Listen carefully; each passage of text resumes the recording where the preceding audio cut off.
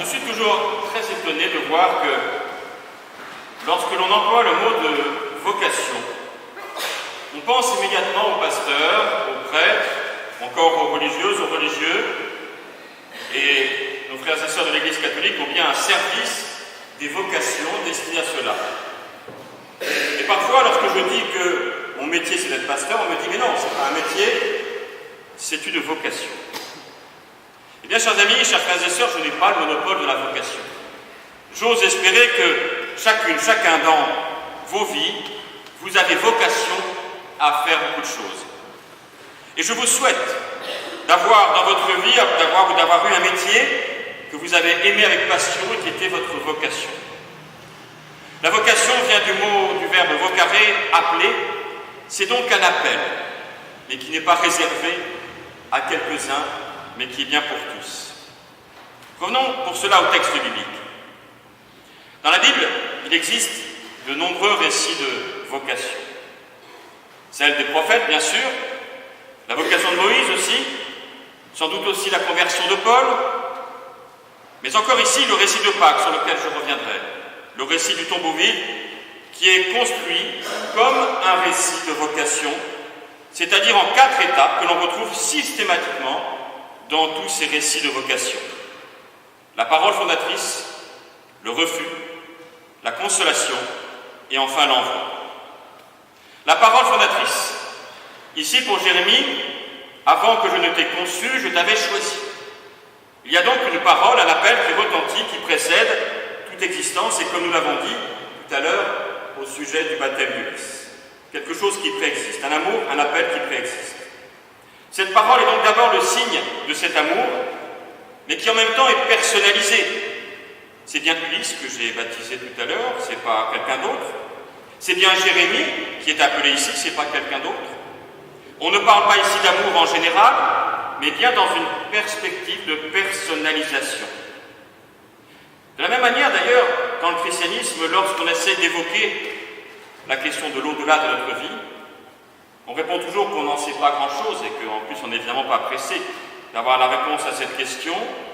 Mais on peut dire que, quelle que soit la manière avec laquelle on se représente l'au-delà, le christianisme a toujours affirmé avec conviction que notre destinée était individualisée, personnalisée. À la différence d'autres religions tout à fait respectables, comme le bouddhisme qui imagine une sorte de fusion dans un... Non. Pour nous, il y a bien l'idée de la personnalisation et de l'appel, et de la vie, et de l'au-delà de la vie. Alors, je crois que c'est le sens profond, effectivement, du baptême qui nous a été rappelé tout à l'heure. Cette parole qui préexiste, qui est le signe d'une présence qui fait sens. Vous savez, on me demande souvent, lorsque je dis à des amis, l'été par exemple, que je suis pasteur, ils me disent « Ah, tu es croyant ?» Je dis « Oui, mais qu'est-ce que la foi ?» En fait, je ne sais pas forcément quoi répondre. C'est finalement assez compliqué. Si ce n'est de dire qu'avant toute foi humaine, il y a d'abord pour moi la foi de Dieu en nous. L'être humain est une espérance pour Dieu. Le choix que fait Dieu de venir à notre rencontre, à ma rencontre, quelle que soit la forme que l'on donne ensuite à cette rencontre. Les uns peuvent vivre leur appel et leur spiritualité dans une prière mystique, d'autres dans un engagement social, et d'autres encore dans tous les services que l'on peut avoir dans le monde et dans l'Église. Cette parole fondatrice nous appelle donc de manière personnalisée.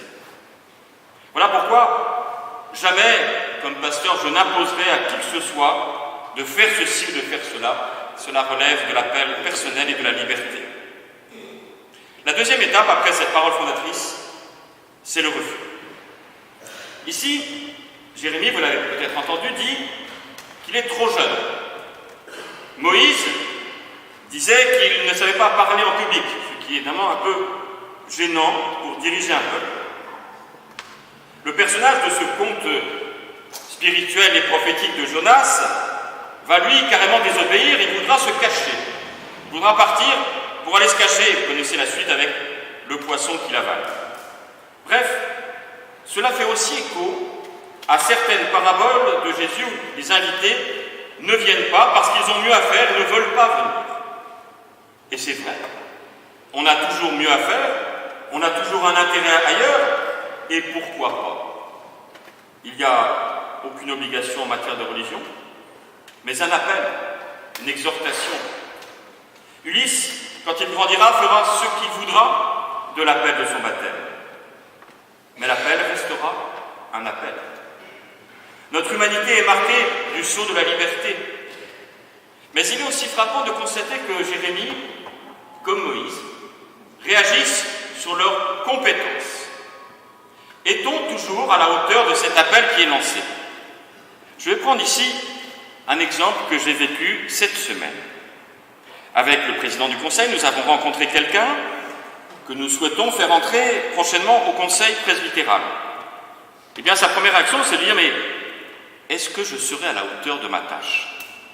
Et je puis vous dire que depuis 7 ans et demi que je suis là, tous les nouveaux conseillers ont toujours posé la même question: suis-je à la hauteur de la tâche qu'on me demande? Mais c'est vrai aussi pour la catéchèse, c'est vrai aussi pour chaque service. Par exemple, prenons encore un exemple. La semaine dernière, Jean-Jacques Reville nous disait à propos de la chorale que notre maître de chœur pouvait faire chanter n'importe qui. Suis-je à la hauteur? Est-ce que je sais bien chanter? Qu'importe, il t'appelle. Comme ça, vous serez obligés d'aller maintenant tous à la chorale qui passera de 25 à 150. Bon, je ne sais pas comment on pourra gérer ça. Mais en tout cas, voilà, c'est un appel où on n'est pas forcément à la hauteur. Finalement, ce refus n'est-il pas d'abord l'expression, bien sûr, d'une liberté, mais surtout d'une humilité? Imaginons que quelqu'un dise, moi, bien sûr, je suis à la hauteur et je vais vous montrer ce qu'il faut faire. On le prendrait pour un prétentieux et on aurait raison de s'en méfier. Dans le récit du tombeau vide de Matthieu, mais c'est vrai pour les autres synoptiques aussi, ce temps du refus, ce temps du doute, sera le temps où les proches de Jésus vont rester finalement, malgré la nouvelle du tombeau vide, enfermés. Ce temps du silence, de la peur, c'est-à-dire entre Pâques, où ils vont s'enfermer en quelque sorte, et fermer la porte à clé d'ailleurs, dit le texte, et Pentecôte, là où ils vont oser sortir, parler, répondre à l'appel et partir sur les routes du monde. Alors refus, c'est la liberté, c'est l'humilité. La troisième étape, c'est la consolation. Ici, Dieu dit à Jérémie, ne dis pas que tu es trop jeune. Autrement dit, pour reprendre le thème de la compétence, Jérémie, tu es compétent. Je te rassure sur cela, tu vas pouvoir le faire. Ailleurs, dans la Bible, et notamment dans le Nouveau Testament, c'est souvent, comme dans le récit du tombeau vide, le « n'aie pas peur » qui résonne. Les premières femmes au tombeau ont un sentiment, nous dit le texte, mêlé d'effroi, on peut les comprendre, et en même temps de joie, mais d'effroi quand même. Et le texte répète cette affirmation, « Soyez sans crainte, n'ayez pas peur ». La foi, puisqu'il faut répondre à cette question de savoir ce qu'est la foi, c'est peut-être un peu aussi l'acceptation de cette consolation. Ne nous dévalorisons pas de manière hypocrite parfois ou de manière exagérée, mais sortons aussi peut-être de nos culpabilités ou de nos réserves qui parfois nous enferment. Sentons-nous porter et sentons-nous consoler et sentons-nous parfois à la hauteur, car si je puis dire sans citer une publicité, nous le valons bien. C'est en tout cas ce qui résonne de ces textes pour nous aujourd'hui. Notre monde est souvent, je le crois, piégé entre une survalorisation de l'ego, moi je veux ceci, moi je veux cela, moi j'existe, et les autres je m'en fous, et en même temps, une hyper-dévalorisation des égos. Combien de dépressions, combien de burn-out, liés souvent à des harcèlements, ou simplement combien de peur d'avancer avons-nous, chacune, chacun, moi y compris, d'avancer dans l'inconnu, parce que par définition, demain est inconnu. Alors, faisons résonner cette phrase, « N'aie pas peur, pars dans ta vie ». Oui, Ulysse, n'aie pas peur, pars dans ta vie. Parole fondatrice, refus, consolation, c'est enfin l'envoi. Ici, pour Jérémie, c'est celui d'annoncer la parole. Pour les femmes au tombeau vide, c'est d'annoncer précisément l'événement du tombeau vide et le fait que, comme dit le texte, il vous précède en Galilée. Vous savez que par rapport à Jérusalem, qui est au sud, eh bien la Galilée, c'est la porte vers l'Empire, c'est partir vers le nord, c'est partir vers le monde. Il est déjà au-delà de là où vous êtes vous maintenant. Il est en avant de vous. C'est ça la vocation aussi. C'est de dire je t'appelle, mais en fait je suis déjà plus loin que tu ne l'imagines. C'est la vocation du christianisme à l'universalité, mais c'est aussi une forme d'antidote à toute forme de dogmatisme. En effet, s'il nous précède, ça veut bien dire qu'on ne peut pas le posséder, qu'on ne peut pas le définir. Il nous précède en Galilée, il nous précède déjà en avant de nous. Mais il faut aussi noter que cet envoi est toujours, encore une fois, personnalisé. Voilà pourquoi nul n'a le monopole de la vocation. Nous sommes tous et toutes appelés à une chose ou à une autre, il reste pour chacun, pour chacune à le découvrir. Aucun d'entre nous non plus n'est appelé à tout. Aucun d'entre nous ne peut tout faire au risque de s'y épuiser, de ne pas préserver son existence singulière. Dans les appels bibliques, il n'existe pas de héros, ni de personnes meilleures que d'autres. Non, il n'existe que des personnes singulières, aussi fragiles que capables finalement.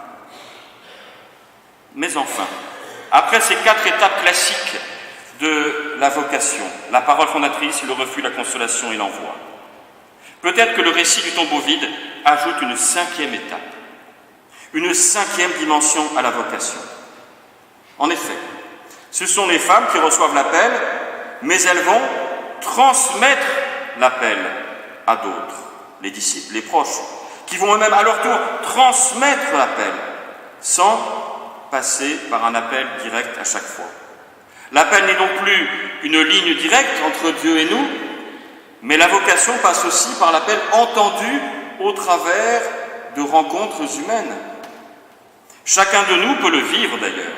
Et je puis vous dire que si je suis pasteur, c'est grâce à un pasteur qui d'ailleurs n'avait pas du tout mes options théologiques, mais c'est parce que dans cette rencontre, quelque chose s'est dit de l'appel.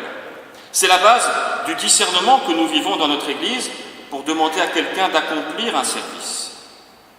Autrement dit, on pourrait dire, il n'y a pas de vocation sans convocation, cum vocare, c'est-à-dire appeler ensemble.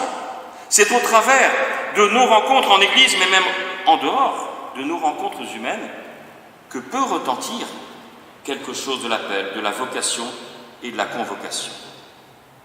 Et le plus beau dans tout cela, c'est que finalement, dans la diversité de ces appels, dans la personnalisation de ces appels, dans la singularité de nos fragilités, mais aussi de nos forces, nous parvenons à faire vivre l'Église. Autrement dit, la force de notre Église, c'est paradoxalement la fragilité des individus qui choisissent de faire Église ensemble, de s'appuyer les uns sur les autres. Regardons-nous chacun dans une glace. Oui, nous avons des incompétences, et je pourrais vous faire la liste très longue des miennes. Mais regardons maintenant notre Église universelle, nous tous ensemble, alors ces défauts s'effacent par le miracle de la complémentarité, de la diversité des compétences et des ministères, qui nous font dire finalement, hier l'Église a vécu, aujourd'hui elle vit, et demain, eh bien elle vivra. Amen.